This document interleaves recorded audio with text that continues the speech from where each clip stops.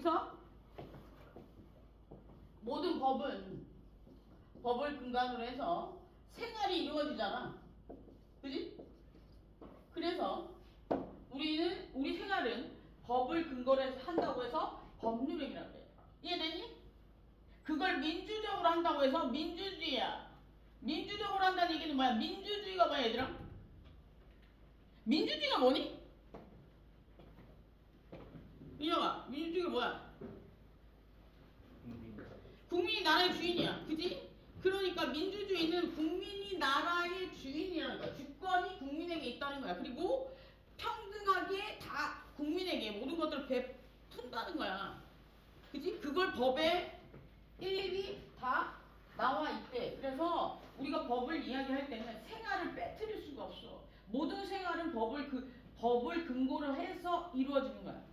이해되지? 그래서 법을 이야기할 때 권리, 주체, 객체, 법률행위, 법률까지 4개를 모든 법에 다 끼워 맞출 수가 있어. 형법도 맞출 수 있고 뭐 행정법도 맞출 수 있고 헌법도 맞출 수 있고 다 맞출 수 있어. 이제 알려줄게. 공부를 어느 정도 했으니까. 권리의 주체는 뭐냐면 예를 들어 A와 B가 아파트 블랙선 검은 백조? 철학 아니냐 이거? 검은 백조는? 철학에서 나왔던 거지. 아파트. 이 아파트 주인이야. 이걸 살 사람이고. 그럼 우리 고급진 단어로 뭐라 그래? 매도인이라고 그래. 그지? 매수인이라고 그러고. 그리고 여기는 아파트가 있겠지? 그리고 아파트를 계약하는 팔고 사는 매매가 있을 거야. 요게 한 가지 사례야. 사례에서 보면 여기에서 아파트 매매 가격이 있겠지. 예를 들어 파는 사람은 1억에 팔고 싶어 할 거고 사는 사람은 좀 깎고 싶어 하겠지. 그러면 내가 아파트 매매 행위에 영향을 미칠 수 있냐 없냐? A와 B가 가격에 영향을 미칠 수 있는 거야. 그지? 그래서 A와 B의 그 의사표시로 인해서 내가 어떤 행위를 함으로써 내가 의사를 표현함으로 인해서 그 법률행위에 영향을 미칠 수 있는 사람들을 권리의 주체라고 해. 그래서 정의를 내려보면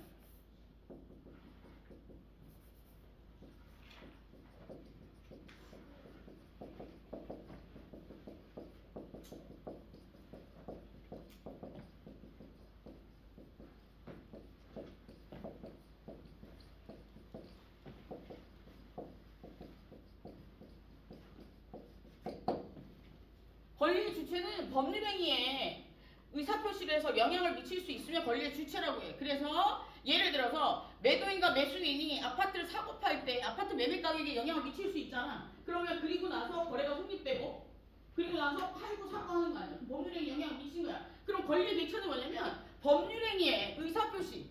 아무리 의사표시를 해도 그러니까 법률행위에 영향을 못 미쳐. 단어가 자꾸 헷갈리고. 법률행위에 영향을 못 미쳐. 의사표시가. 야, 아파트가 나 1억에 팔릴래, 2억에 팔릴래, 3억에 팔릴래 얘기할 수 있냐? 그지?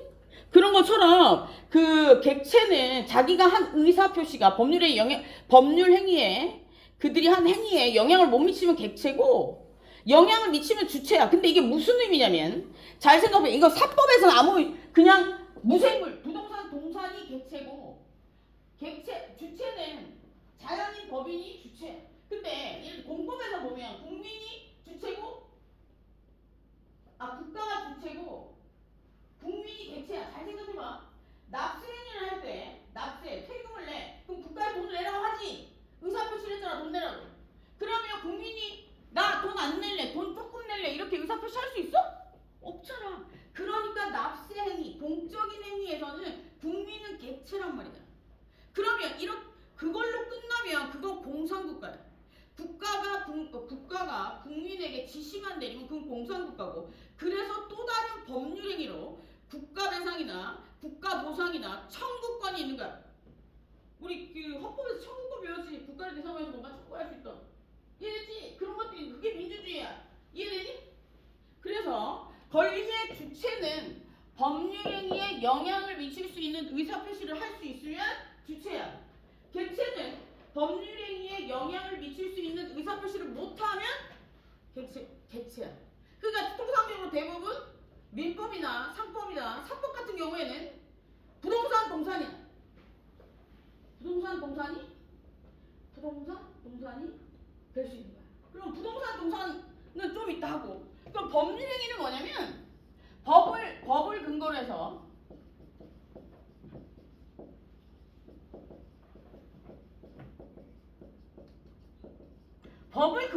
하는 행위라는 얘기는 무슨 얘기야? 문제가 생겼을 때 법에서 구제도 해준다는 거야. 뭔 얘기 알겠냐? 예를 들어서 우리가 아파트 매매와 관련된 거 물권법에 나와 있어. 이렇게 하라고. 그리고 우리가 물건을 어디가 살 때는 이렇게 하라고 나와 있어 법에. 물론 물건을 살 때는 이렇게는 안 나와 있지만. 무슨 알겠냐? 그리고 예를 들어서 뭐 택배, 요즘 쿠팡 많이 나지? 택배 운송을 할 때는 운송과 관련된 법이 또 있어요. 다 있단 말이야. 그걸 근거로 해서 해야 되는데 안 하게 되면 문제가 생기는 거고. 쿠팡은 뭘 잘못한 거냐? 개인정보 유출, 그리고 뭐 그것도 문제지만 이게 왜 처벌이 빨리빨리 안 되는 거 아니야? 쿠팡이 국적이 애매해. 미국도 아니고 한국도 아니고 얘가 지금 왜 그게 중요하냐면 소송을 시작하려면 가날이 있어야 되는데 가날을 어디다 찍을지가 되게 애매하다. 그리고 예를 들어 미국으로 만약에 회사가 미국으로 들어가게 되면 예를 들어서 소송이 쉬워서 미국은 징벌적 손해배상이 있기 때문에 100% 쿠팡 망해. 뭔지 알겠냐? 근데 우리나라는 징벌적 손해배상이 생긴 지 얼마 안 됐단 말이야. 판례가 많이 없어. 그러니까 안 될 수 있어. 이 대통령이 막 계속 얘기하는데 못 받을 수 있어. 그게 지 얘기.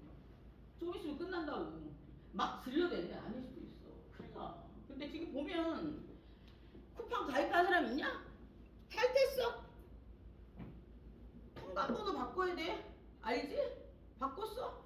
카드 번호도 바꿔야 돼. 안 했냐? 지금은 니들이 재산이 얼마 안 되니까 상관없겠지만 나중에 큰일 날 수 있어. 요즘에 스팸 전화 너무 많이 와서 나 전화번호도 바꿀까 생각 중이야. 난 통관번호랑 카드번호 싹 다 바꿨거든. 이름 못 바꾸잖아. 그러니까 전화번호 바꿀까 생각 중이야. 스팸이 너무 많이 와.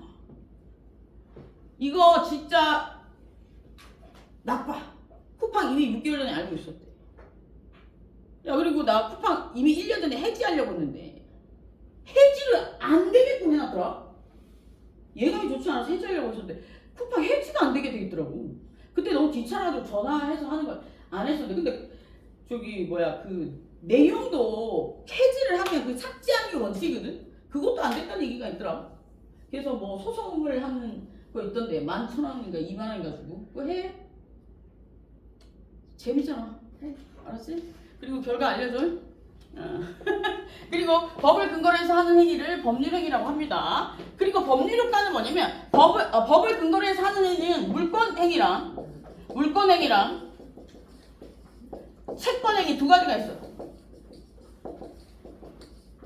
크게 물권행위는 뭐냐면 권리가 움직인대. 예를 들어 내가 아파트를 팔았어. 이건 물권행위야. 예를 들어서 A가 소유권을 가지고 있었어. 근데 B한테 팔았어. 그러면 물권행위야. 물권계약이야. 그러면 A에서 B로 권리가 넘어간단 말이야. 그러면 이거는 권리의 이동이야. 오케이. 법률행위가 끝나고 나면 효과가 어떻게 나타나냐면 물권행위는 권리가 이동해. 이건 그러니까 아파트 매매라고 생각하면 되고, 물권행위는 쉽게 요거는 임대차 계약이라고 생각하면 돼. 그러면 우리 임대차 계약을 한번 볼래? 내가 전세로 들어갔어. 전세로 들어가면 등기부등본에 권리가 인정된다는 얘기는 뭐냐면 등기부등본에 나라가 증명해 주는 공신력 있는 기관의 권리를 등록하는 걸 권리 이동이라고 하거든. 부동산은 등기부등본에 하는 거고, 자동차도 자동차 등록부에 하는 거고, 뭐 다른 것도 예를 들어서 뭐 저작권에도 뭐도 다 등록하는 기관 있잖아. 거기다 등록을 하는 거야. 권리가 양도되면 또 양도됐다고 등록을 하는 거고. 근데 채권행위는 뭐냐면 이런 거야. 임대차 계약. 내가 빌렸어 집을. 빌리면 어떻게 되냐? 내가 너한테 니네 집을 빌렸어. 난 너한테 뭘 줘야 되냐? 난 너한테 뭘 줘야 되냐? 돈. 그게 의무야. 해야 되는 일이 의무야. 그럼 난 너한테 뭘 요구할 수 있어? 깨끗한 집. 그지? 그럼 넌 나한테 뭘 요구할 수 있냐?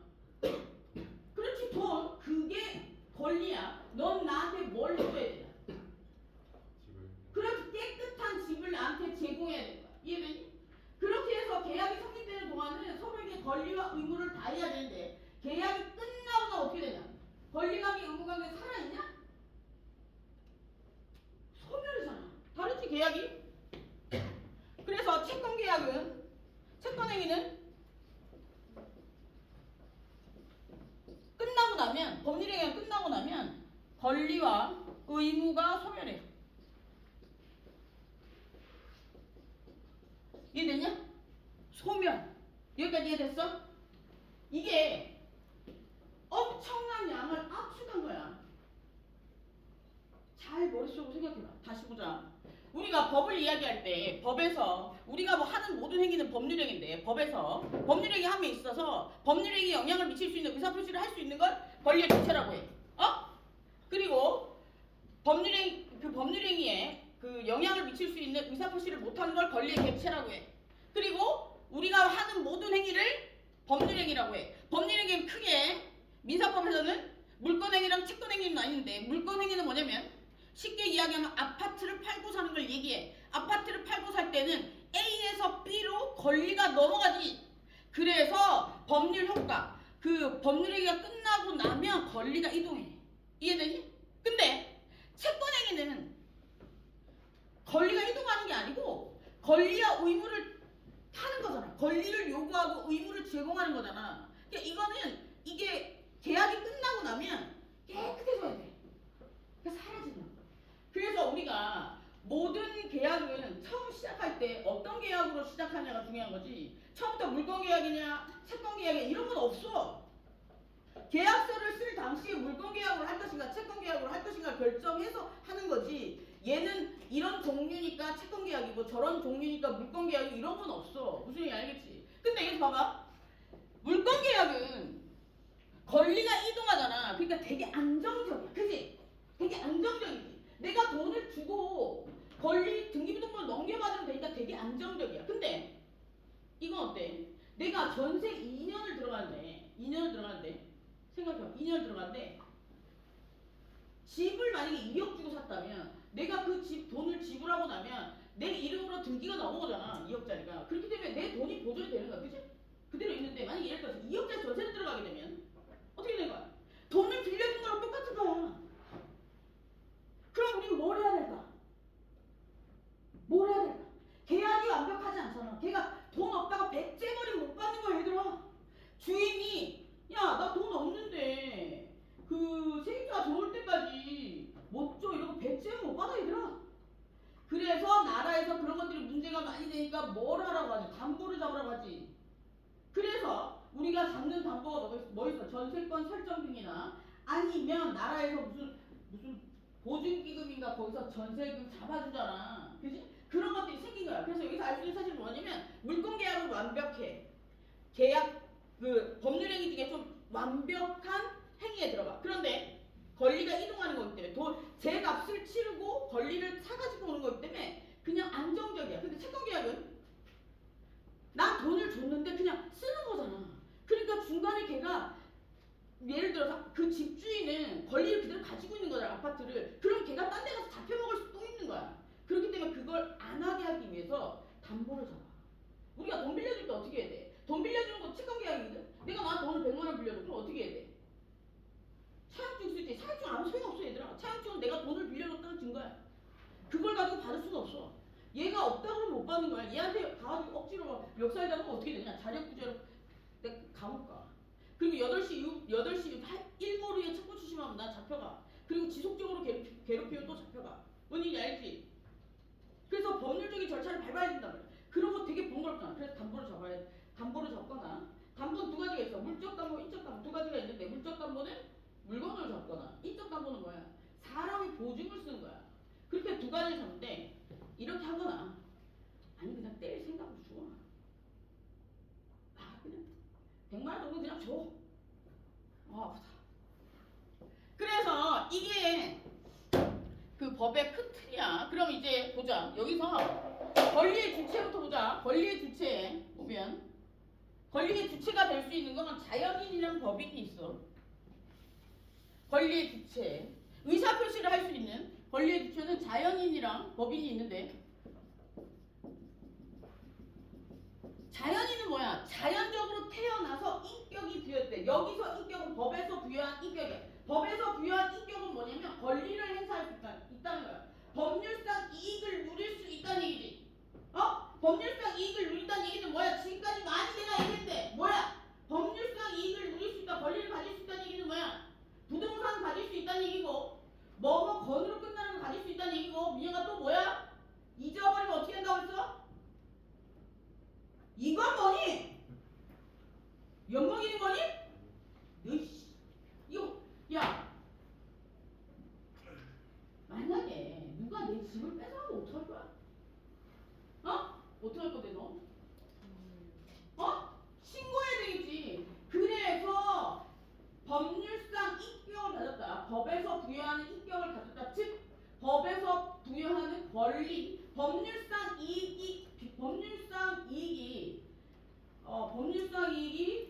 법으로 보호받을 수 있는 이익이 권리잖아. 그걸 가지게 되면 권리를 가지게 되면 소유권 쉽게 얘기해 집을 가질 수 있고 누군가 집을 뺏어가면 소송을 할 수 있다는 얘기야.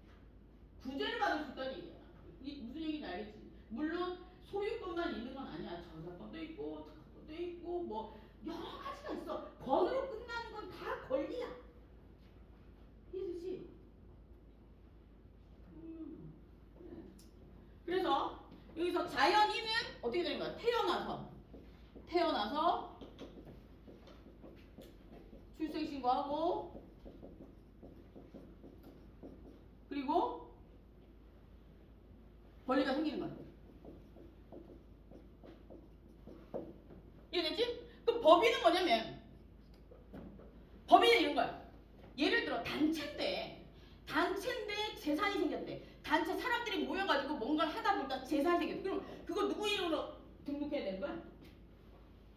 응? 단체인데 니들 셋이 모여가지고 뭘 하는데 뭘 하다가 잘 됐어. 근데 막 건물이 하나 생겼어. 20억짜리. 누구 이름으로 해야 돼? 니 이름으로 할 거야? 니가 회장이면? 니가 대표 니 이름으로 할 거야? 그럼 니가 그거 다 팔아먹고 도망가면 너 다른 나라로 가면 못 잡는 거 아니야? 그런 경우에 우리는 법인을 법에서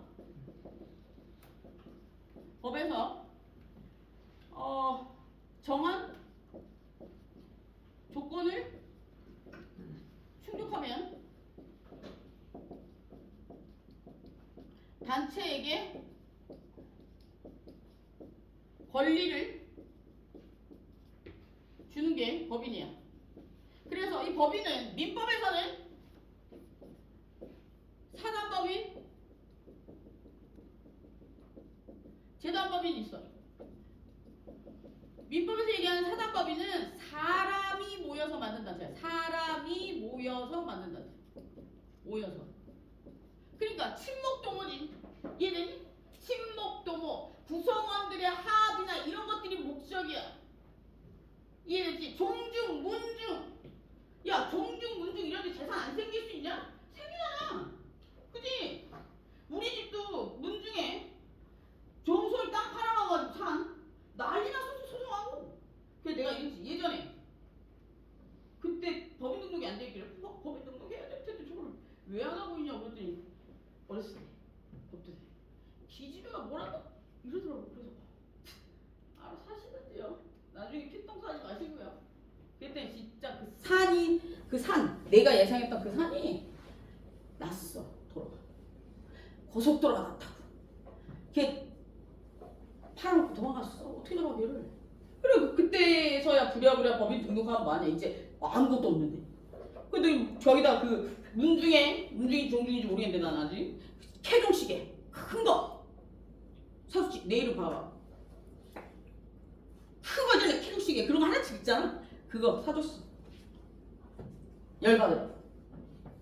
그거 볼 때마다 내 생각나. 절대 못 버리게 제일 비싼 놈. 노인들은 원래 시골 노인들은 비싼 거 못 버리잖아. 그치? 할아버지 할머니들은 못 버려. 그렇다고 우리 없어. 그렇지 않냐? 상대방을 야구를 그렇게 올리는 거야. 알았어, 민영아? 오케이. 봅시다. 그래서 사단법인, 재단법인은 재산이 모여서 만든 단체야. 그래서 뭐 여기는 뭐가 있냐? 장학재단, 사학재단 이런 것들. 저들의 목적은 돈으로 뭔가를 하는 거야. 이해됐지? 근데 여기 사단법인, 재단법인이 있잖아. 민법에서 얘기한 사단법인, 재단법인은 비영리여야 돼. 영리를 추구하면 안 된다고. 그러면 학교는 영리를 추구하면 될까 안 될까? 안 돼. 학교의 이사장은 영리를 추구하면 안 되는 거야. 횡령이지. 응. 잘 잡혀가야 돼. 이사장. 총장이 12월 9일날 뭐 성신당빵 쌌던데 먹었니? 600개? 뭔 빵 쌌어? 성신당에 맛있는 빵 많은데 무슨 빵 쌌어? 아까 저 붙어있더만. 총장님이 성신당빵 600개인가 300개인가 샀다고. 먹은 사람 흔들어. 아무도 안 먹었니? 그러면 곳곳에 붙여놔야지. 사범대학 앞에만 붙여놨던데? 이 제기를 해. 야, 그리고 애들이 몇 명인데 600개, 내 기억이 맞다면 600개가 하나냐? 아, 성신당빵 통상적으로 한 2,000원이 3,000원이거든? 2,000원이면 600개 해봐 120. 까리하게 한 300 쓰지, 그지? 총장님 월급도 많은데 내가 그런 얘기를 총장님한테 하는 거 아니야. 알았어? 민혁아, 학생이랑 나가. 보자. 그래서 비영리입니다. 오케이? 비영리. 오케이. 근데 사단법인이랑 사람이 모여서 만든 단체와 재단법인 중에 영리를 추구하는 애들이 있대. 어떻게 하다 보니까 영리를 추구하는 애들이 생겼대. 영리를 추구한다는 얘기는 뭐냐면 사람이 모여서 만든 단체인데 얘들의 주 목적은 사람을 모여서 친목 동호가 아니고 돈 버는 거래. 그리고 얘는 재산을 모아서 만들었는데 단체를 얘들의 주 목적은 돈 버는 거래. 그래서 얘네들은 영리가 목적이래. 그러면 얘들은 상법으로 가. 그래서 상법이 따로 나와. 그래서 우리는 이런 애들이 주식을 팔면 주식회사라고. 이해됐냐? 쉽지?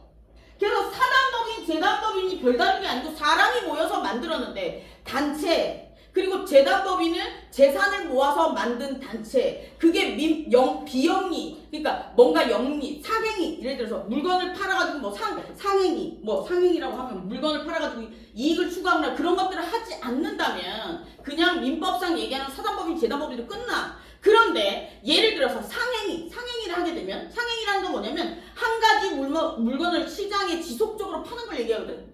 지속적으로 팔아서 이윤을 추구하는 것들을 상행위라고 해. 한 번 파는 거 아니야. 당근에서 내 옷 한 번 파는 거 아니야. 똑같은 물건을 지속적으로 대상을 정해서 파는 것들을 우리는 상행위라고 해.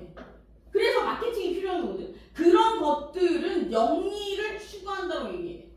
그래서 그건 상법으로 가는 거야. 걔들은 재단법인이든 사단법인이든 상관없이 영리를 추구하게 되면 그건 상법상 회사가 된 거고 그들의 형태가 재단법인이든 사단법인이든 주식을 팔면 주식회사인 거야. 별게 없어. 근데 이거를 따로 배우면 대가리 뽀개진다니까. 법대가리도 잘 생각해. 이걸 분리해서 배우면 난리가 나는 거야. 이해되지? 그래서 상법에서는 얘네들을 사단법인, 재단법인이라고 안 하고 그냥 회사라고 해. 이해되지? 이런 설명을 학교 다닐 때 우리는 아무도 안 해주고 저거 알아냈는데 오래 걸렸다. 그래서 보자. 자연인 법인 저기까지 알겠지? 자연인 법인 중요해. 자연인 법인. 그리고 이 자연인 법인은 보자. 권리의 주체인 자연인 법인은 어떤 능력을 가지고 있는지 볼게. 권리 능력 당연히 가지지. 권리 능력. 1. 권리 능력. 권리 능력은 뭐야?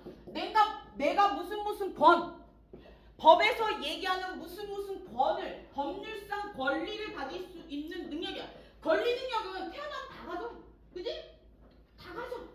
그지? 그런데 두 번째 행위 능력이라는 게 있거든. 행위 능력은 뭐냐면 이런 거야. 법률행위를 유효하게 법률행위의 결과를 예상할 수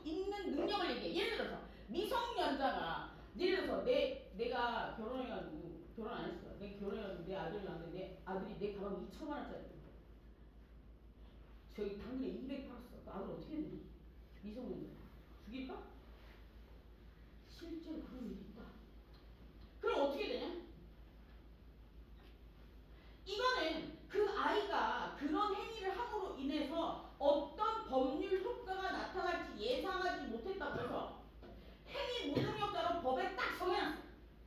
이래서 법에서 얘는 행위 무능력자로 정해놨단 말이야. 그래서 행위 능력이라는 건 뭐냐면 지금 내가 하고 있는 행위가 법률 행위가 어떤 법률 효과가 나타날지를 예상할 수 있는 능력이야. 그런데 이거를 법에서 미성년자는 어떤 애는 저 행위 능력이 있는 것 같고 어떤 애는 없는 것 같고 이래서 일괄적으로 잘랐대.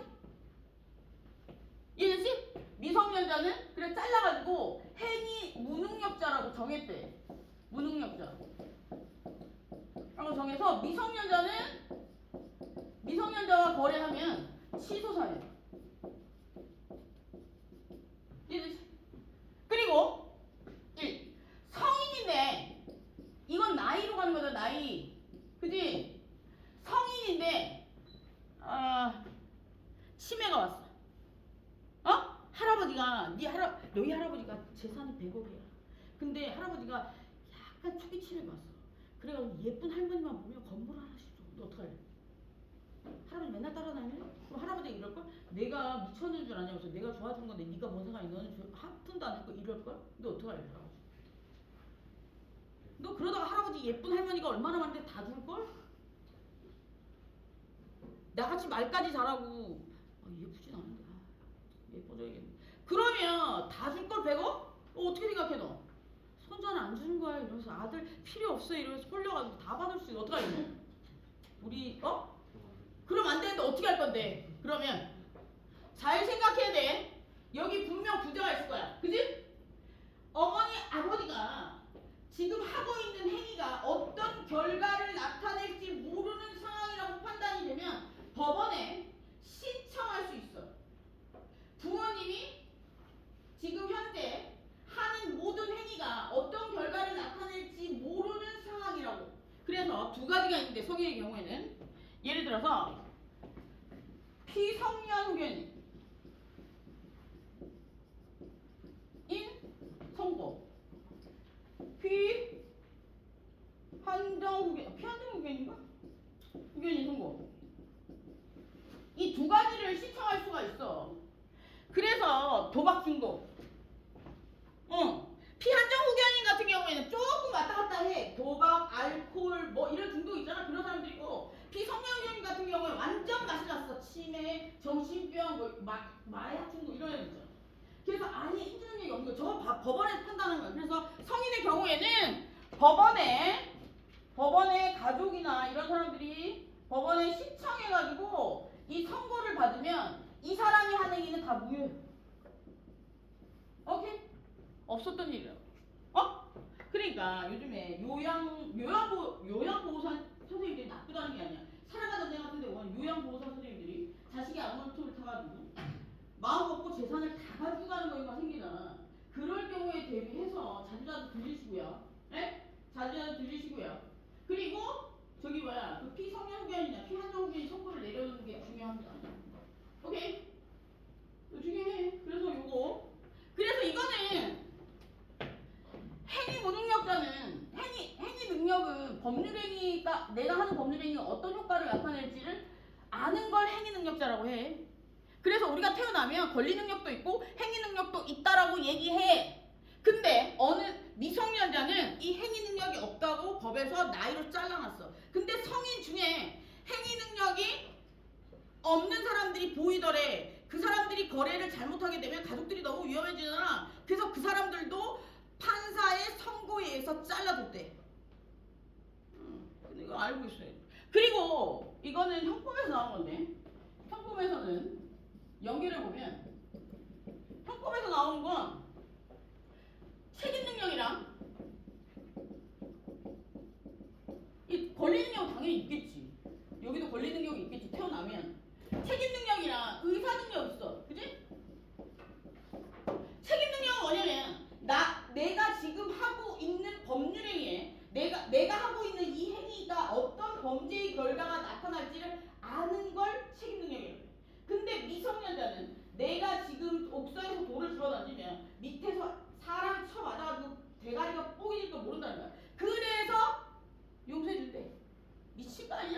왜 몰라? 그지? 그게 책임이야. 그래서 내가 지금 하고 있는 행위가 내가 하는 행위가 어떤 범죄의 결과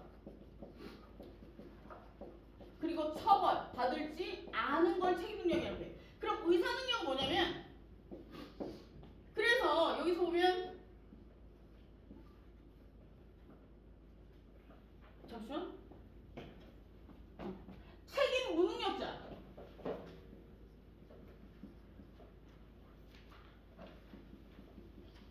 책임 무능력자는 아까 형법에서 뭐뭐 나왔었어? 미성년자 나왔었지. 그리고 의사능력 잠시만 오늘 헷갈려. 여기 책임 무능력자 뭐뭐 나왔었어? 책임 무능력자 미성년자 그리고 심신상실만 있었다 해. 심신미약은 안 들어가. 그래 알지? 심신미약은 안 된다 그래서 심신상실만 들어가는 거야. 상실 심신상실이랑 상실 미약은 어떻게 달라? 야 심신미약이랑 심신상실은 어떻게 달라? 글자가 다르잖아. 야 심신미약은 조금 맛이 간 거고 심신상실은 완전히 간 거잖아. 그지? 그럼 법원이 판단하겠지.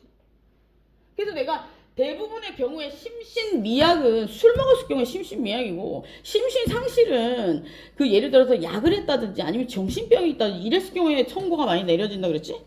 오케이. 그래서 그런 것들이 나옵니다. 그리고 이제 뭐 또 해야 되냐? 어제 다 한 것 같은데. 그래서 보자. 그러면 큰 줄기는 했으니까 책을 보기 전에 좀 쉬었다 하자. 책을 빠르게 스킵하고 큰 줄기